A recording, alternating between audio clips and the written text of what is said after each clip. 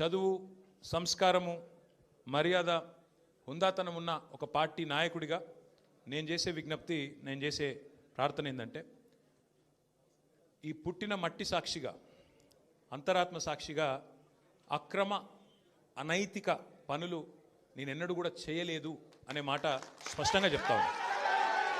ఈ రెండేళ్లలో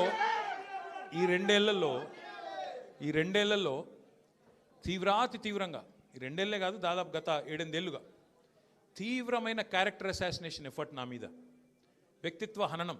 అంటే ఒక కుక్కను చంపే ముందు పిచ్చి కుక్కను ముద్రేయాలని ప్రయత్నం చేస్తారు కదా, నేనేదో డ్రగ్స్ తీసుకుంటానని, నాకేదో హీరోయిన్లతో సంబంధాలు ఉన్నాయని, లేని దిక్కుమాలిన వార్తలు రాసి నన్ను క్షోభకు గురి చేయడమే కాకుండా నా కుటుంబ సభ్యుల్ని, నా పిల్లల్ని, నా వాళ్ళు అనుకునే వాళ్ళందరినీ విపరీతమైన క్షోభకు గురి చేశారు. అయినా కూడా ఎన్నడూ బాధపడలేదు, బయటకు వచ్చి వేరే వాళ్ళలాగా దొంగ ఏడుపులు ఏడవలేదు. నేను నిబద్ధతతో పనిచేసిన నాయకుని కాబట్టి ఎవరికి భయపడకుండా 2 ఏళ్ళుగా తలవంచకుండా పోరాటం చేస్తూ ఉన్నాను.